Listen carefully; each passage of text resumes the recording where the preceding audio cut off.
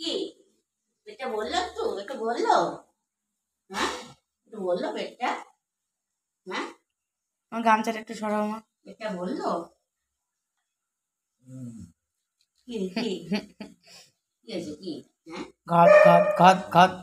কি বাবা কি? আমার বলা তুমি কত ভালোবাসি না তোমার বাবু, তোমার অনেক ভালোবাসি আমি। তোমার বয়স হয়েছে, তোমার নিয়ে আমার চিন্তা এখন চিন্তা বাড়লো আমার, আরেকজনের হিংসা। থাক, চিন্তা তোরা টাকা ডিস্টার্ব করার দরকার নেই এবার, থাক। খাওয়া দাওয়া হলো? হ্যাঁ, আমার শান্তি আমার বাবারে। আমি কখন মানে দুবার গেছি, আমি দুবার গিয়ে পাই নাই। হ্যাঁ,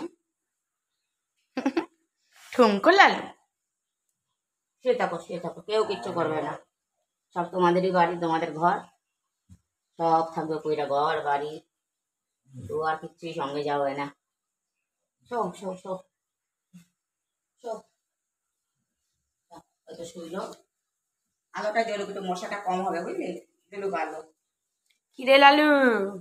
ভোলাটারে শোক এবার, ভোলা লালি আর রামু তো একটু বারান্দায়, আমি ওদিকে যেতে পারছি না কারণ আমি গেলে রামু ভয় পাচ্ছে। হ্যাঁ হ্যাঁ, কিন্তু রামু দরজার ওইদিকে রয়েছে, দরজার ওইদিকে ঢুকে যাবে, এখনই ঢুকে যাবে, আমরা চলে আসি।